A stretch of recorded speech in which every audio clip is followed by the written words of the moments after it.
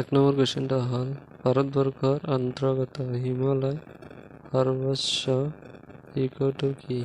অ্যান্সারটা হল কাঞ্চনজঙ্ঘা। ভারতবর্ষের অন্তর্গত হিমালয় সর্বোচ্চ শৃঙ্গটো হল। 2 নম্বৰ কোশ্চেনটা হল লো আকাৰৰ কোনখন ৰাজ্যত আটাইতকৈ বেছি পোৱা যায়? এনসাৰটা হল মধ্য প্ৰদেশত লো আকাৰৰ ৰাজ্যৰ আটাইতকৈ বেছি পোৱা যায়। নম্বৰ কোশ্চেনটা হল মধ্য হিমালয়ৰ উচ্চতা কিমান? এনসারটা হল 4000 মিটার মধ্য হিমালয় উচ্চতা হল। নম্বর কোশ্চেনটা হল ভারতের সাংবিধানিক স্বীকৃতি মোট ভাষা কেইটা? অ্যান্সারটা হল 22টা। ভারতের সাংবিধানিক স্বীকৃতি মোট ভাষা।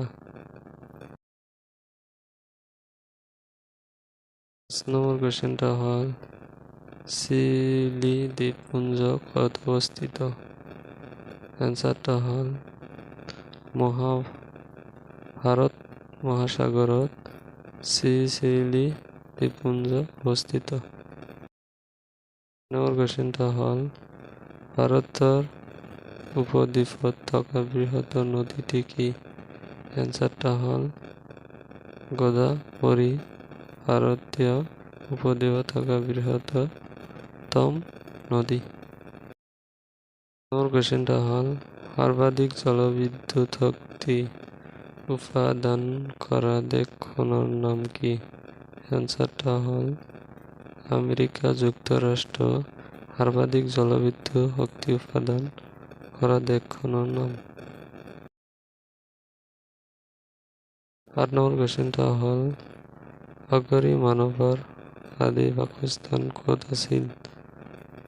এনসাৰটা হল ভাৰতত আগৰি মানৱ আদিৰ বাসস্থান আছিল। 9 নম্বৰ কোশ্চেনটা হল ভাৰতৰ প্ৰথম বাতৰি কাকত প্ৰস্তুত কৰা কাগজ কলটো ক'ত আছে? এনসাৰটা হল নেপা নগৰৰ। ভাৰতৰ প্ৰথম বাতৰি কাকত প্ৰস্তুত কৰা কাগজ কলটো আছিল। কোশ্চেনটা হল ভাৰতৰ সৰ্বাধিক কুঁহিয়াৰ উৎপাদনকাৰী ৰাজ্যখনৰ নাম কি? এনসাৰটা হল উত্তৰ প্ৰদেশ।